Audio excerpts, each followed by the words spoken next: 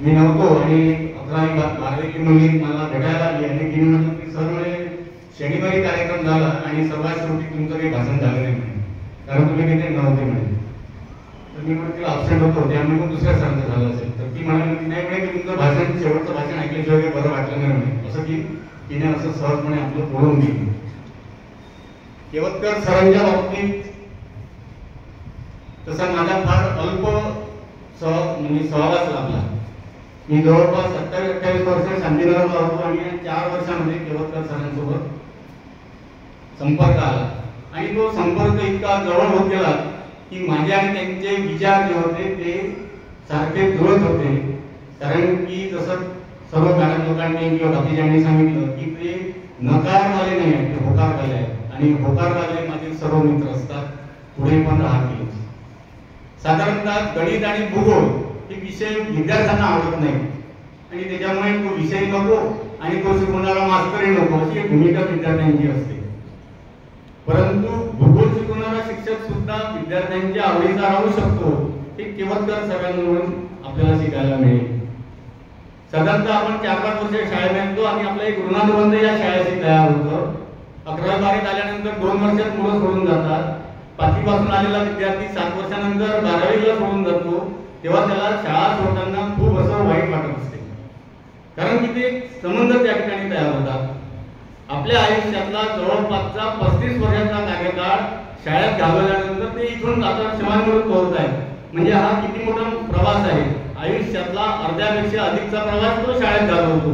आपल्या सहकार्यांबद्दल एक प्रेम भावना निर्माण होते. विद्यार्थ्यांमध्ये झालेली प्रेम भावना हे सर्व सोडून जाणं एवढं काही सोपं आणि सरळ नसतं, परंतु निसर्ग नियमानुसार ते आपल्याला जाणं अत्यंत आवश्यक असतं. शासन निर्णय जो असतो त्यानुसार आपल्याला वागावं लागतं. पुढची जरी त्यांची पिढी पुढच्या याच्यामध्ये त्यांचं जरी कार्य ठरलेलं असलं तरी पण आपलं नित्याचं जे कार्य असते त्याच्यामध्ये तो खंड पडतो आणि एकदम आपल्या जीवनामध्ये आयुष्यामध्ये एक वेगळाच टर्निंग पॉईंट सुरू होतो. आपण आपल्या आयुष्यात केलेलं काम हे जर प्रामाणिकपणे असते, जसं बिटकरांनी बरोबर सांगितलं की संयम वगैरे मृदू आपल्या कामाप्रती प्रेम करणारा व्यक्तिमत्व आणि जो मनापासून काम करत असतो तो आयुष्यात यशस्वी होतो. विद्यार्थी मित्रांनो, केवतकर सरांच्या बाबतीत मी पाहिलं की आयुष्यामध्ये यशस्वी व्यक्तिमत्व म्हणजे आपले केवतकर सर. आणि या याच्यावरून आपल्याला काय त्यातून घेता येईल, खरोखर त्यांच्यावरून खूप घेता येईल आपल्याला. ते साधारणतः तुम्हाला शिकायचं आहे. केवतकर सरांना आपल्याला आठवणच राहतील, का बरं राहतील तर ते सांगत आहे प्रत्येक काम ते आपले करतच असतात. कधी न दाखवता करून घेतात. तुमच्यामध्ये प्रिय झाले, अभ्यासाविषयी तुम्हाला सांगितलं, ज्या गोष्टी त्यांना उपलब्ध झाल्या नाही त्या तुम्हाला झाल्या, त्याच्यामुळे त्या संबंधीचा फायदा घेणं अत्यंत आवश्यक आहे.